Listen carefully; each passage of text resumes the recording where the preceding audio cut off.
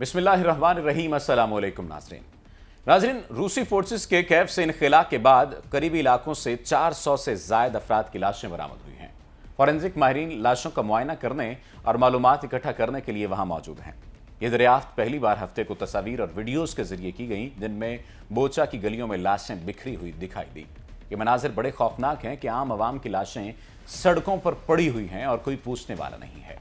Ukraine के सदर Vladimir Zelensky ने इन हलाकतों को नस्लकुशी करार दिया है।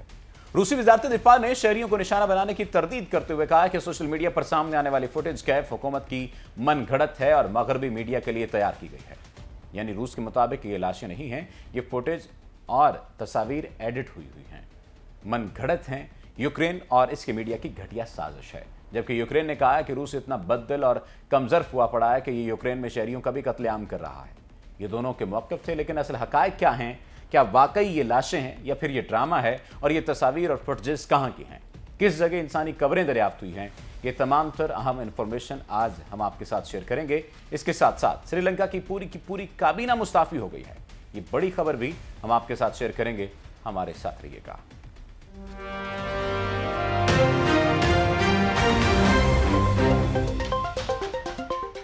टेलन न्यूज़ स्पेशल के साथ मैं हूं सफदर अली। नाज़रीन, यूक्रेन के बोचा कस्बे से रूसी फौज की वापसी के बाद एक चर्च के अहाते में इज्तिमाई कब्र का पता चला है। आलमी बरादरी ने इस कत्लेआम के लिए रूस की शदीद मजम्मत की है। तमाम मॉस्को ने इन इल्जामात की तरदीद की है। सैटेलाइट इमेज फराहम करने वाली अमरीकी कंपनी मैक्सर टेक्नोलॉजीज ने कहा है कि उसे यूक्रेन के बोचा कस्बे में एक इज्तिमाई कब्र का पता चला है। ये इज्तिमाई कब्र एक चर्च के अहाते में वाक़ और तकरीबन 45 फीट तवील है। उसने बताया कि इस इज्तिमाई कब्र की तस्वीर 31 मार्च को उतारी गई थी। ताहम इस इज्तिमाई कब्र के लिए खुदाई की तस्वीरें 10 मार्च को देखी जा सकती हैं। मैक्सर टेक्नोलॉजीज की तरफ से जारी करदा तस्वीर में सेंट एंड्रयूज चर्च के मैदान पर खोदी गई एक कब्र को देखा जा सकता है। मकामी बाशिंदों ने अमरीकी मीडिया को बताया कि जंग के इब्तदाई दिनों में लाशों को पहले इसी कब्र में दफन किया गया था। यूक्रेन ने रूसी फोर्सेस पर कैफ के नवाह में वाक़े इस कस्बे में कत्लेआम का इल्जाम लगाया है।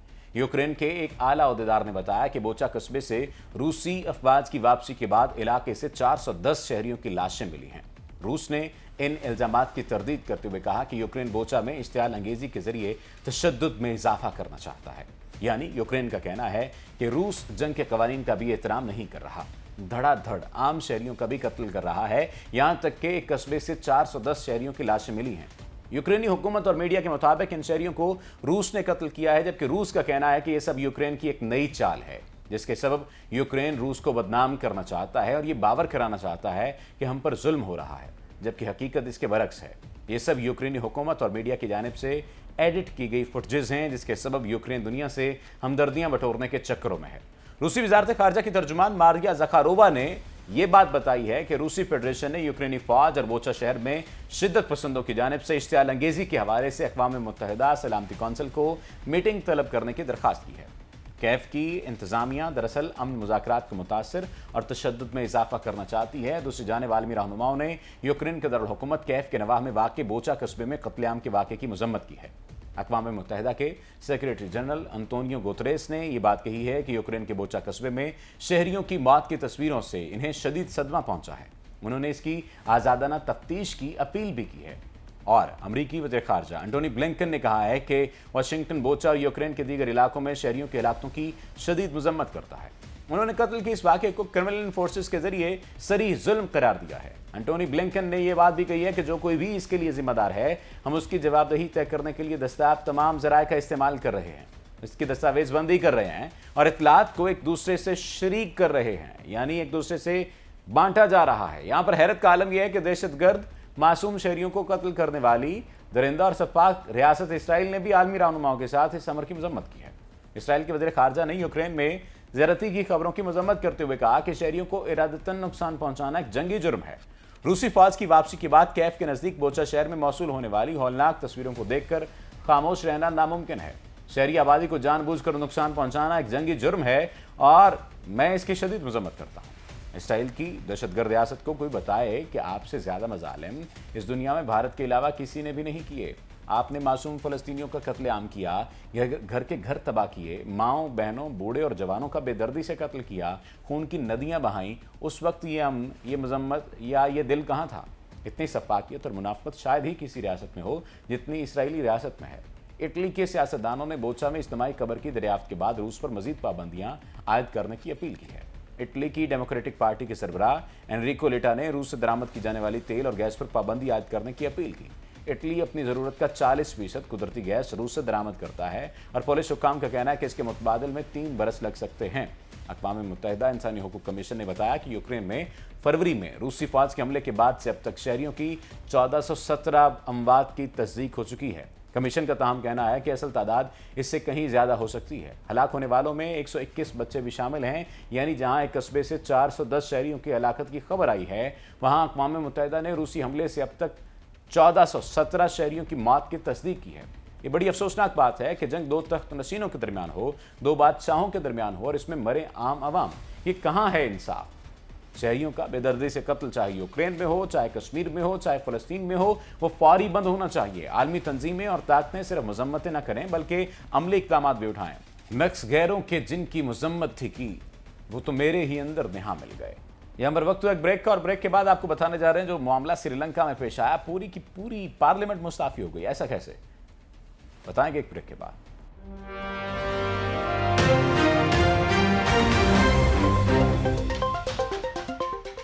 वेलकम बैक नाज़रीन। श्रीलंका में भूख, गुर्बत और खौफ ने डेरे डाल दिए हैं। लोग मर रहे हैं, अवाम भूख से बेहाल हैं, घर के चूल्हे ठंडे पड़े हैं और बच्चे भूख से बिलबिला रहे हैं। श्रीलंका में हालात बेकाबू हो गए हैं।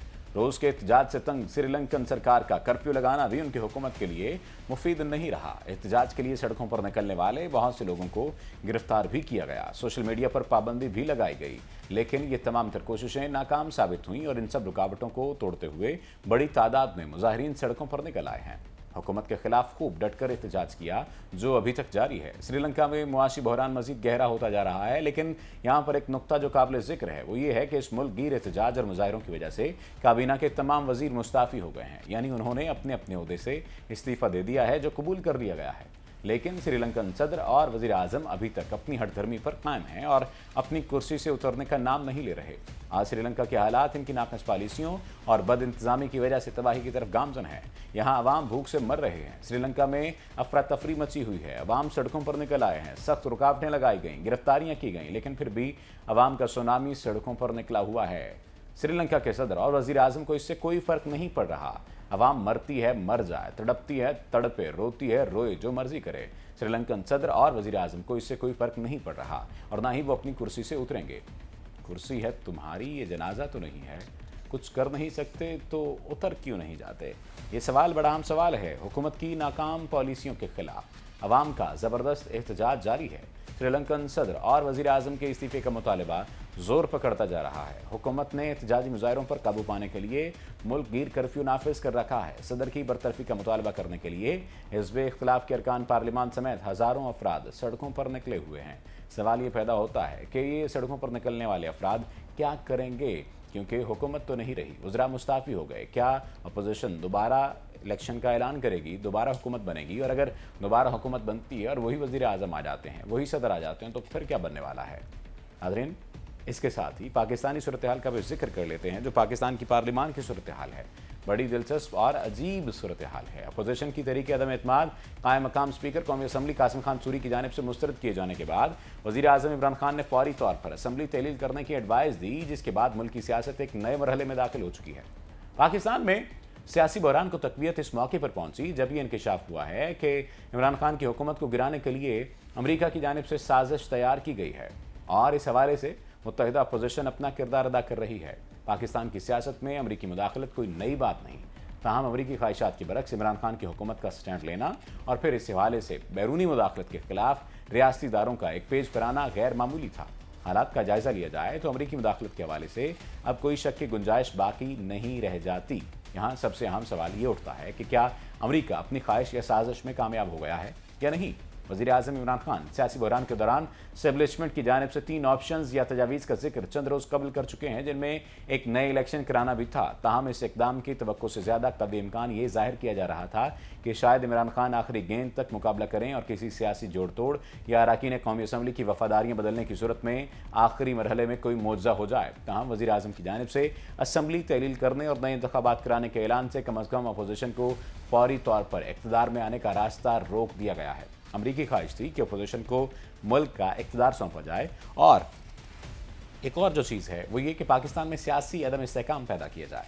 जहाँ एक जानिब इमरान खान को इक़्तिदार से दूर किया जाए तो वहीं दूसरी जानिब फ़ौज को सियासत में मुदाखलत करने का मौका फराहम किया जाए। ताहम अब वही हुकूमत वजूद में आएगी जो आइंदा इलेक्शन कराने की ज़िम्मेदार होगी। मौजूदा सूरत हाल पर हिज़्ब इख्तिलाफ की जमातें सख्त नाला नजर आती हैं और अब उनकी आखिरी उम्मीद सुप्रीम कोर्ट है। देखते हैं सुप्रीम कोर्ट क्या फैसला करती है। इमरान खान के इस इक़दाम से एक चीज़ तो वाज़ेह हो चुकी है कि अपोजिशन को इक़्तिदार से दूर कर दिया गया है, जबकि इमरान खान को आइंदा इलेक्शन में शायद ऐसा मौका फराहम हो कि वो गुज़श्ता इंतखाबात की निस्बत आइंदा ज़्यादा मजबूत पोजीशन में हों। 2/3 मेजोरिटी अगर ले जाते हैं तो फिर मसला अपोजिशन के लिए हो सकता है। कौमी सलामती कमेटी के इजलास से बैनुल-अक़वामी एस्टेब्लिशमेंट को ये वाज़ेह पैगाम जा चुका है कि धमकी का मामला अब किसी मखसूस सियासी जमात की हद तक महदूद नहीं रहा, बल्कि इस मामले को मुल्की सलामती के इदारों ने भी न सिर्फ संजीदगी से लिया है, बल्कि इस हवाले से किसी भी किस्म की बैरूनी मुदाखलत को कबूल न करने की ठानी है, मुस्तरद किया है। लिहाजा अगर ये कहा जाए कि इमरान खान के इक़दाम की वजह से अमरीकी साजिश फिलवक्त तो नाकाम नजर आती है तो गलत ना होगा। इस वक्त गेंद सुप्रीम कोर्ट के कोर्ट में है और कौम की नज़रें भी हैं, जहां उम्मीद की जा सकती है कि मुल्क की आला तरीन अदलिया इस हवाले से ऐसा फैसला करेगी कि जिससे पाकिस्तान में जारी सियासी बहरान न सिर्फ ऐसा तरीके से हल हो, बल्कि मुल्की सियासत में किसी भी किस्म की बैरूनी मुदाखलत के दरवाजे को हमेशा के लिए बंद कर दिया जाए। अब अपोजिशन जमातों को भी अपनी अपनी साख को बचाने के लिए तमाम तर तवज्जो आइंदा इंतखाबात की तैयारी पर मजबूर करना होगी, क्योंकि अगर यही जमातें इमरान खान की हुकूमत को सिलेक्टेड कहती आई हैं तो इनके लिए अब अवामी मैंडेट हासिल करने का मौका कदरे जल्द मुयस्सर आ रहा है। बैरूनी आला कार बनने का इल्ज़ाम तो इन तमाम हिज़्ब इख्तिलाफ की जमातों के माथे पर कलंक का टीका बन चुका है। लिहाजा अगर अपोजिशन जमातों ने मुल्क में अपना मुस्बत सियासी किरदार अदा करना है तो इनके पास आइंदा इलेक्शन को कबूल करने के अलावा बज़ाहिर कोई ऑप्शन मौजूद नहीं है। देखना यह है कि इस ऑप्शन को ये अच्छी तरह अवेल कर सकते हैं या नहीं कर सकते, लेकिन ये बात तो वाज़ेह हो चुकी है कि मुल्क में तमाम तर सियासी जमातों को अपना मुस्बत किरदार अदा करना होगा। बसूरत दीगर यह मुल्क अनारकी का शिकार हो सकता है। अपने मेज़बान को दीजिए इजाज़त, अल्लाह के बाद।